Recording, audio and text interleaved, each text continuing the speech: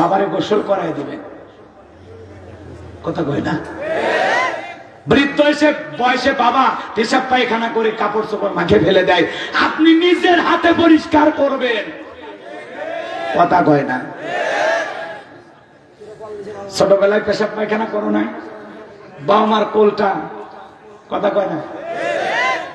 এমন কি মা খাইতে বসছিস বেলা শেষে, তোরে আমারে কোলে নিয়ে এই জায়গাতে প্লেট নিয়ে খাইতে বসছে, এমন ভাবে পেশাব করেছিস মার প্লেটের ভিতরে পুরোটা শেষ।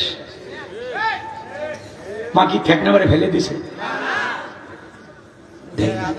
এই যে শীতের দিন ডানে পেশাব করেছি, বামে রেখেছি, বামে পেশাব করেছি, বুকটাকে বালিশ বানায় বুকের উপরে রাখছে, 2-1 ঘন্টা পরে আমাদের তো ব্রেক নাই, আবার পেশাব করছে, মায়ের জামা কাপড় মেখে গেছে।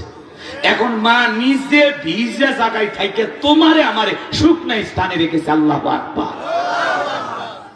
কত যে কষ্ট করে, আপনি আপনার বইয়ের দিকে তাকাইতে পারেন না, আপনার বউ আপনার ছেলে মেয়েকে কিভাবে লালন পালন করতেছে ওই দিকে খেয়াল করবেন আর ভাববেন ঠিক আমার মা বাবা আমার এইভাবে কষ্ট করে লালন পালন করছে। সন্তান যদি 2-3 ঘন্টা কান্দে আমরা বিরক্ত হয়ে যাই, এনেও তো মুখের মা তুমি সামলা, এক আমি পারবো না, সামলাবা, বিরক্ত হই আমরা। কিন্তু মা বিরক্ত হয় না। আহা, কেমন মা কেমন বাবা।